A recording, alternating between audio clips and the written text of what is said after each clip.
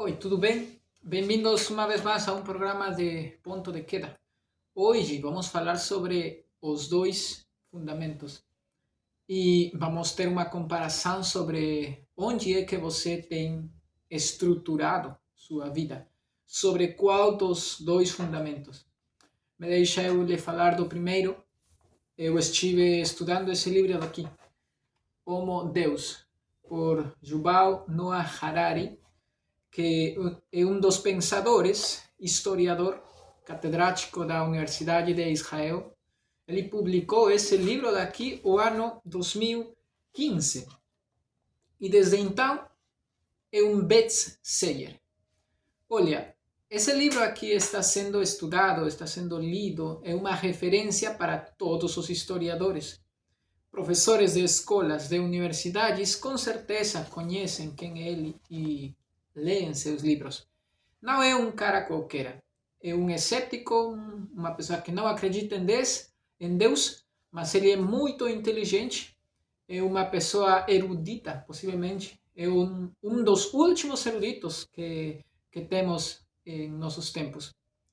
Me deixa eu ler aqui o capítulo onde ele fala sobre a epifania humana. Epifania é essa adoração. Olha o que ele diz com respeito aos homens e à transcendência destes.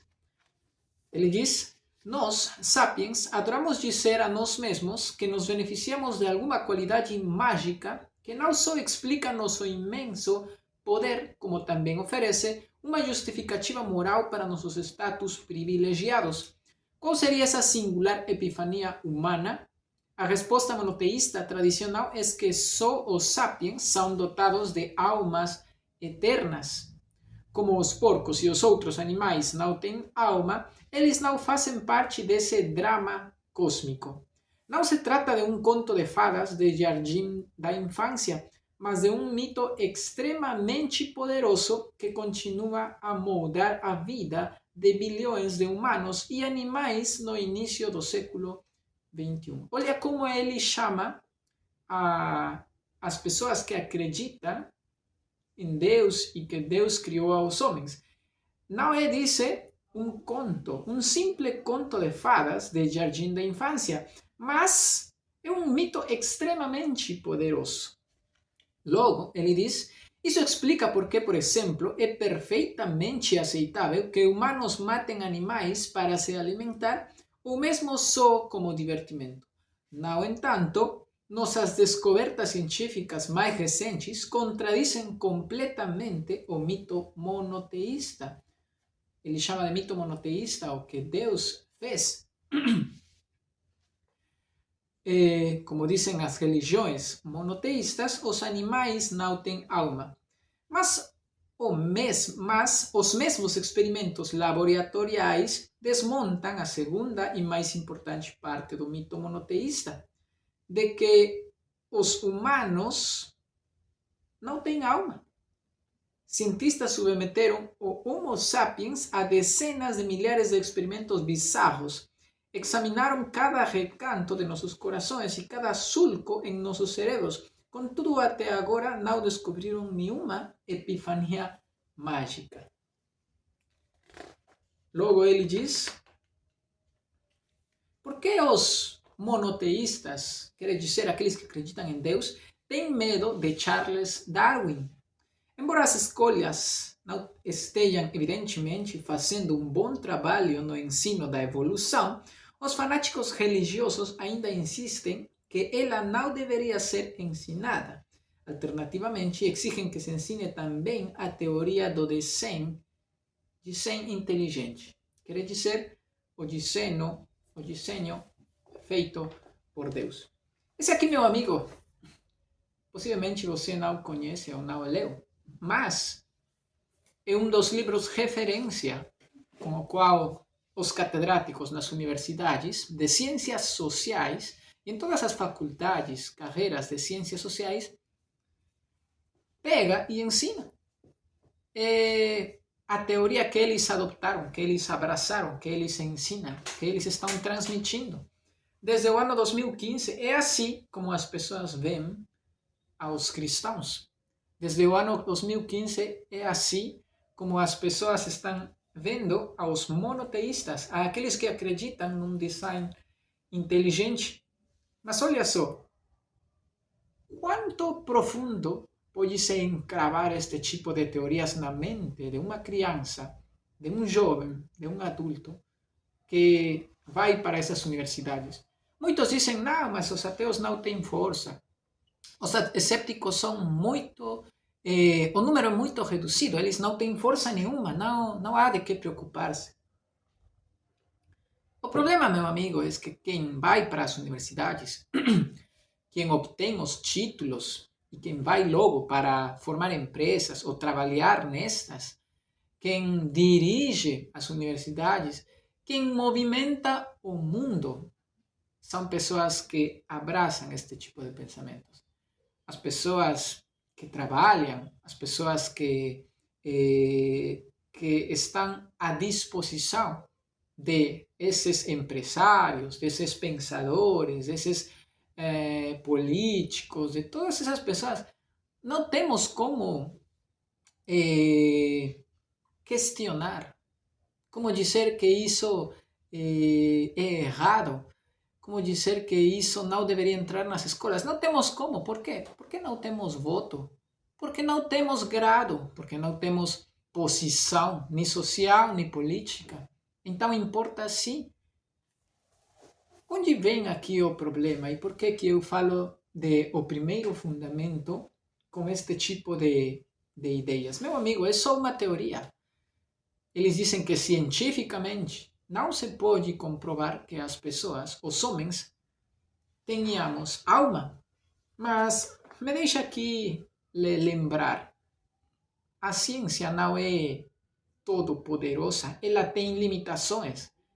Questões como, por exemplo, identificar se os homens têm alma ou não, para a ciência, que é um método de observação e de análise científico, né? Tem que ser levado a uns copos aí na sala de ciências e experimentos e tudo. É impossível testar um alma. Por quê? Porque é metafísico. Você não pode ver este tipo de coisas. A inteligência é uma coisa que até hoje não se consegue descrever, estudar com profundidade com a ciência. A ciência não pode estudar questões morais. O que é moral, o que é imoral? A estética, a ciência não pode estudar, não pode analisar, não pode se levar a um centro de estudo científico para observar, porque são coisas metafísicas. Sabe por quê? Sabe o que a ciência não pode estudar? O fato de que uma pessoa esteja a ponto, esteja no leito da morte, esteja ao ponto de morrer e sente uma grande preocupação pela sua alma. O que vai acontecer com isso? Centos de relatos de pessoas morrendo nos hospitais descrevem que não há uma resposta ao que eles sentem e como isso pode ser resolvido. Não há uma solução imediata, não há algo que eles podem abraçar. Ninguém vai nessa hora e fala, olha, a ciência diz isso aqui. Não serve. Por quê? Porque é uma coisa inexplicável. Esse medo que as pessoas têm pouco antes de morrer é uma coisa inexplicável. A ciência não tem respostas para isso.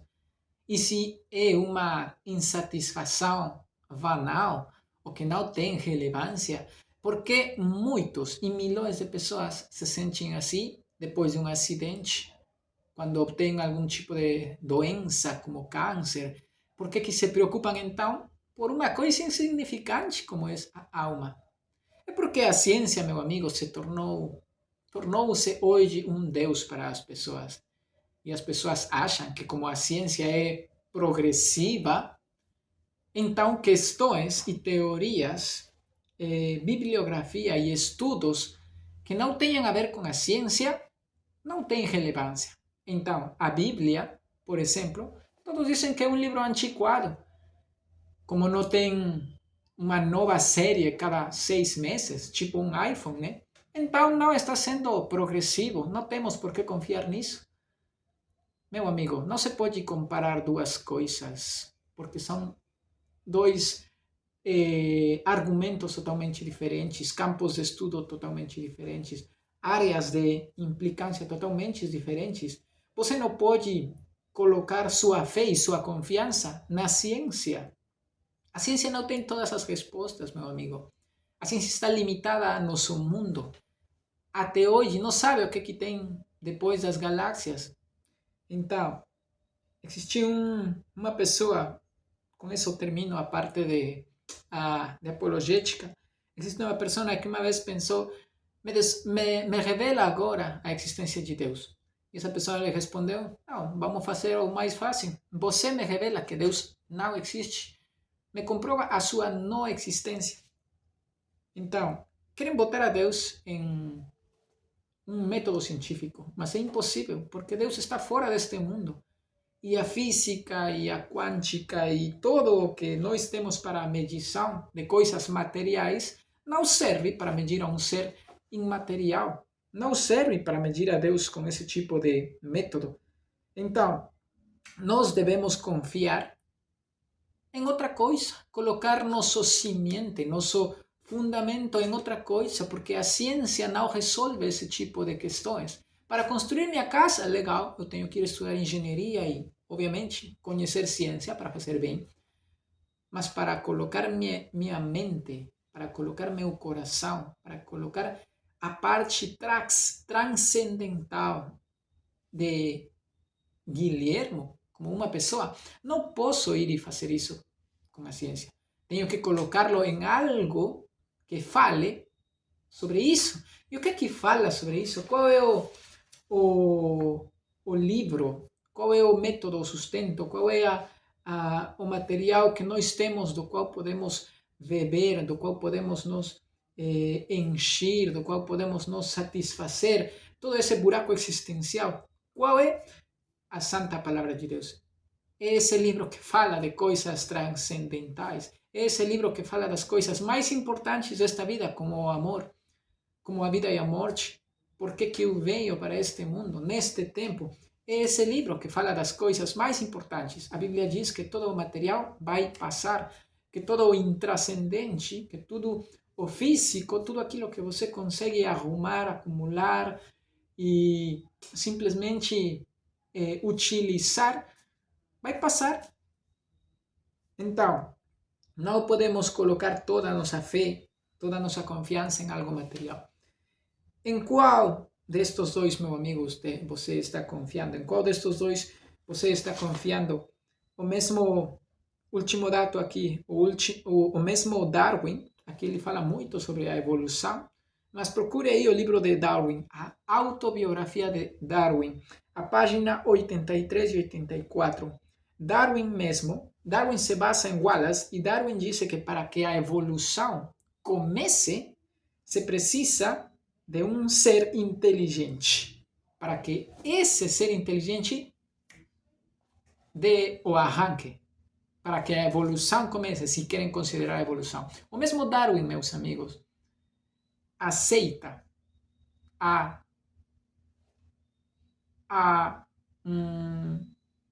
o fato de que exista e de que tenha que existir um ser inteligente.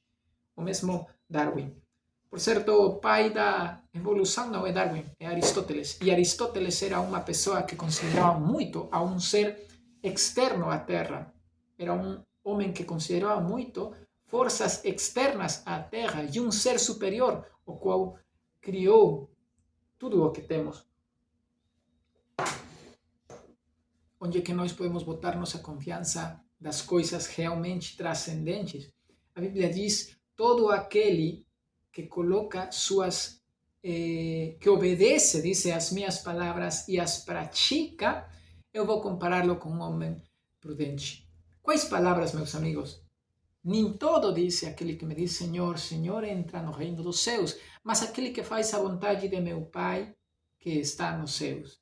Sabe por quê? Yuval Noah Harari, este homem tão inteligente, quer descartar a Deus, quer apagar a Deus. Sabe por quê? Porque Deus é o único que tem uma magnitude moral. E é Deus quem diz que matar está errado, mentir está errado, estuprar está errado, negociar com crianças está errado, tráfico de brancas está errado. É Deus quem diz que tudo o que a ciência faz, utilizar pessoas para fazer experimentos, está errado. É Deus quem aponta que tudo isso está errado. Obviamente, para a ciência e para as pessoas que querem botar nisso sua confiança, obviamente não vai gostar de Deus, porque Deus denuncia a eles completamente. Todos os seus atos, Deus os denuncia. Deus lhes diz: vocês estão errados, o que vocês fazem é ruim. Obviamente, quem não vai querer apagar a Deus, destruir Deus?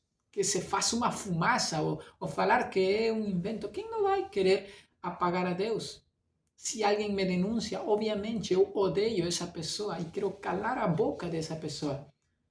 A Bíblia diz que nem todo que lhe diz Senhor, Senhor, mas aquele que faz a vontade de Deus. Nós conhecemos a vontade de Deus. Temos os 10 mandamentos, temos o sermão do monte, o fato de procurar ajudar aos outros, dedicar nossa vida em ajudar aos outros, dedicar nossa vida sobre todas as coisas a honrar a Deus, a lembrar-nos dele, de tudo o que ele faz. Nos dá vida, nos dá ar, nos dá uma família. Se não tem uma família, às vezes amigos, nos dá uma casa, nos dá... Quantas bênçãos temos de Deus? Deus diz: nem todo aquele que me diz Senhor, mas aquele que faz o que eu peço. Aquele que faz o que eu peço, o que eu mando. Eu vou compará-lo, diz, àquele que construiu, que edificou sobre a rocha, a qual é Cristo. E aquele que não quer fazer, que podem ser todos estes homens que querem colocar seus próprios argumentos, inventar sua moda, a esses Deus os chama de insensatos, negligentes, que quando vêm as tempestades, tudo o que eles edificam, tudo o que eles constroem, passam tantos anos estudando para refutar a Deus e sua existência, tudo isso, quando chega a tempestade, vai para o chão. Como quando um castelo de areia sobre areia está construído e quando chega uma pequena onda, só destrói tudo. Por quê? Porque é insignificante. Não tem uma rocha na base, no fundamento. A rocha a qual é Cristo e nós confiamos.